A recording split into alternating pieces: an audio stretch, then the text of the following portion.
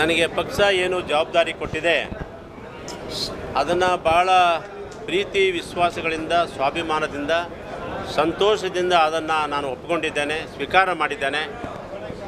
ಆ ವಿಚಾರವನ್ನು ಇಟ್ಕೊಂಡು ಆ ಜವಾಬ್ದಾರಿ ಅಡಿಯಲ್ಲಿ ಮೈಸೂರು ಮತ್ತು ಚಾಮರಾಜನಗರ ಹಾಗೂ ಈಗಾಗಲೇ ನಮ್ಮ ಬೆಂಗಳೂರು ಗ್ರಾಮಾಂತರ 3 ಲೋಕಸಭಾ ಕ್ಷೇತ್ರದ ಉದ್ದಗಲಕ್ಕೆ ನಾನು ಪ್ರವಾಸವನ್ನು ಮಾಡಿ ಬಂದಿದ್ದೇನೆ.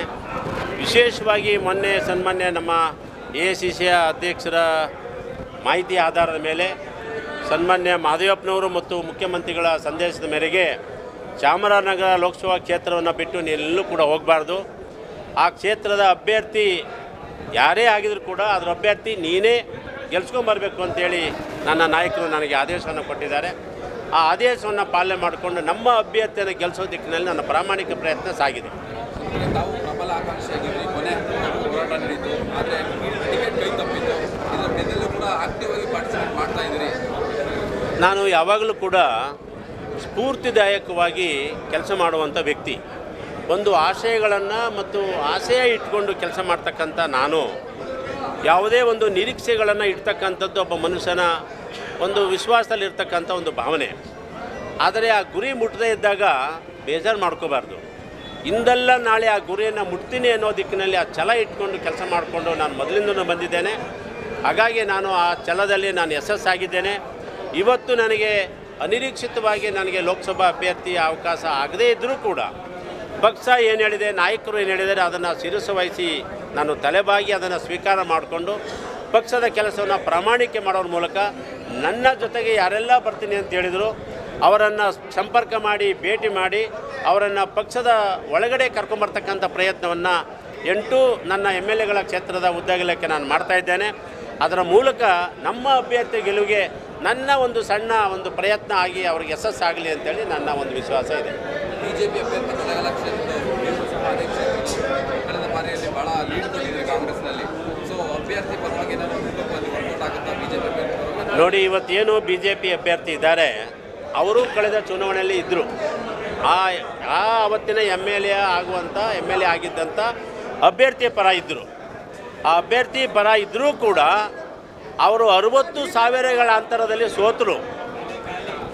ಇನ್ನೊಬ್ಬ ಶಕ್ತಿ ಜೊತೆಗೆ ಇನ್ನೊಬ್ಬರು ನಿಂತ್ಕೊಂಡೆ 60,000ದಲ್ಲಿ ಸೋತ ಮೇಲೆ ಅವರ ಪ್ರಾಬಲ್ಯ ಏನಿದೆ. ಹಂಗಾಗಿ ನಮ್ಮ ಸ್ಥಳೀಯ ಅಭ್ಯರ್ಥಿಯ ಪ್ರಾಬಲ್ಯ ಬಿಗ್ 0, ಏನೇನೂ ಇಲ್ಲ. 100ಕ್ಕೆ 100 ಲೀಡ್ ಅಂತೂ ಬಂದೇ ಬರುತ್ತೆ. ಅದರಲ್ಲಿ ಒಟ್ಟಾರೆ ಇಡೀ 8 ವಿಧಾನಸಭಾ ಕ್ಷೇತ್ರದಲ್ಲಿ ಲೀಡು ಬರ್ತಕ್ಕಂಥದ್ದು ಭಾಳ ಹತ್ತಿರದಲ್ಲಿ ನಾನು ಗಮನಿಸಿದ್ದೇನೆ. ಖಂಡಿತವಾಗಲೂ ಕೂಡ ಏನೆಲ್ಲ ಸಣ್ಣ ಪುಟ್ಟ ವೈಮನಸ್ಸುಗಳಿದೆಯೋ ಅದನ್ನು ಸರಿಪಡಿಸುವಂಥ ಕೆಲಸಗಳನ್ನು ರಾತ್ರಿ ಹೊತ್ತು ನಾನು ಮಾಡ್ತಾಯಿದ್ದೇನೆ. ಹಾಗಾಗಿ ನಮ್ಮ ಅಭ್ಯರ್ಥಿಗೆ ಗೆಲುವಾಗಲಿ, ನಮ್ಮ ಅಭ್ಯರ್ಥಿ ಮೋದಿಯ ವಿರುದ್ಧ ಒಬ್ಬ ಸಂಸದನಾಗಲಿ ದೆಹಲಿಗೆ ಹೋಗಲಿ ಅನ್ನೋದೇ ನಮ್ಮ ಒಂದು ಆಶಯ ಇದೆ. ಆ ದಿಕ್ಕಿನಲ್ಲಿ ನಮ್ಮ ಪ್ರಯತ್ನ ಸಾಗಿದೆ. ಕುಮಾರಸ್ವಾಮಿ ಅವರು ಗ್ಯಾರಂಟಿ ಯೋಜನೆಗಳನ್ನು ಟೀಕಿಸುವ ಪರದಲ್ಲಿ ಮಹಿಳೆಯರ ಹೇಳಿಕೆಯನ್ನು ಕೊಟ್ಟಿದ್ದಾರೆ. ಇದು ಎಷ್ಟು? ನೋಡಿ, ಇವತ್ತು ದೇಶದಲ್ಲಿ ಗಂಡಸಿಗೆ ಎಷ್ಟು ಸ್ಥಾನಮಾನಗಳು ಗೌರವಗಳು ಸಿಗ್ತಾ ಇದೆಯೋ ಅದೇ ದಿಕ್ಕಿನಲ್ಲಿ ಇವತ್ತು ಹೆಣ್ಣು ಮಕ್ಕಳಿಗೂ ಕೂಡ ಅಷ್ಟೇ ಗೌರವ ಸ್ಥಾನಮಾನಗಳನ್ನು ಸಂವಿಧಾನದ ಚೌಕಟ್ಟಿನಲ್ಲಿ ಇವತ್ತು ಸರ್ಕಾರಗಳು ಮಾಡ್ತಾ ಇದ್ದಾವೆ. ಇವತ್ತು ಗಂಡಸು 50 ಜನ ಇದ್ದಾರೆ, ಹೆಂಗಸು ಕೂಡ 50 ಜನ ಇದ್ದಾರೆ. 50-50 ರೇಸು ಇರ್ತಕ್ಕಂಥ ಇವತ್ತಿನ ಈ ಪ್ರಜಾಪ್ರಭುತ್ವದಲ್ಲಿ ಯಾರಿಗೂ ಕೂಡ ಅನ್ಯಾಯ ಆಗಬಾರ್ದು, ನೋವು ಆಗಬಾರ್ದು ಅನ್ನೋ ದಿಕ್ಕಿನಲ್ಲಿ ಈ ದೇಶದ ನಾಯಕರು ಸಾಗಬೇಕು ಅನ್ನೋದನ್ನ ಸಂವಿಧಾನದಲ್ಲಿ ನಮ್ಗೆ ಹೇಳ್ಕೊಟ್ಟಿದ್ದಾರೆ. ಡಾಕ್ಟರ್ ಬಾಬಾ ಸಾಹೇಬರು ಅವತ್ತೇ ಹೆಣ್ಣುಮಕ್ಕಳಿಗೆ ಒಂದು ಸ್ವಾಭಿಮಾನದ ಬದುಕಾಗಬೇಕು ಅಂತೇಳಿ ಅವರಿಗೆ ಆಶ್ರಯವನ್ನು ಕೊಟ್ಟು ಅವರಿಗೆ ಸಂವಿಧಾನದಲ್ಲಿ ಅವಕಾಶವನ್ನು ಮಾಡಿಕೊಟ್ರು. ಆದರೆ ಸನ್ಮಾನ್ಯ ಮುಖ್ಯಮಂತ್ರಿಗಳು, ಮಾಜಿ ಮುಖ್ಯಮಂತ್ರಿ ಆಗಿದ್ದಂಥ ಕುಮಾರಸ್ವಾಮಿ ಅವರು 2 ಬಾರಿ ರಾಜ್ಯದ ಮುಖ್ಯಮಂತ್ರಿಗಳಾಗಿ ಒಬ್ಬ ಹೆಣ್ಣಿನ ಮೇಲೆ ಹಗುರವಾಗಿ ಮಾತನಾಡ್ತಾರೆ. ಅಂದರೆ ತಾನು ಮುಖ್ಯಮಂತ್ರಿ ಆಗಿದ್ದಾಗ ಆ ಹೆಣ್ಣು ಮಕ್ಕಳಿಗೆ ಏನೂ ಒಂದು ಸಣ್ಣ ಯೋಜನೆಯನ್ನು ಮಾಡಲಿಕ್ಕೆ ಅವ್ರ ಕೈಲಿ ಆಗಲಿಲ್ಲ.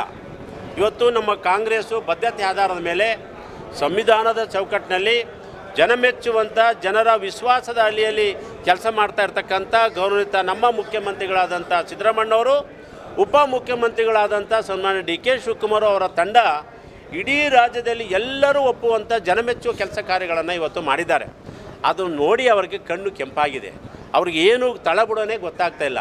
ಹಂಗಾಗಿ ಅವರು ದಿಕ್ಕು ತೋಚದೆ ಏನೇನೋ ಮಾತಾಡೋಕ್ಕೋ ಏನೋ ಮಾಡಿಬಿಟ್ಟು ಇವತ್ತು ಅಪಾಯಕ್ಕೆ ಸಿಲುಕಿದ್ದಾರೆ.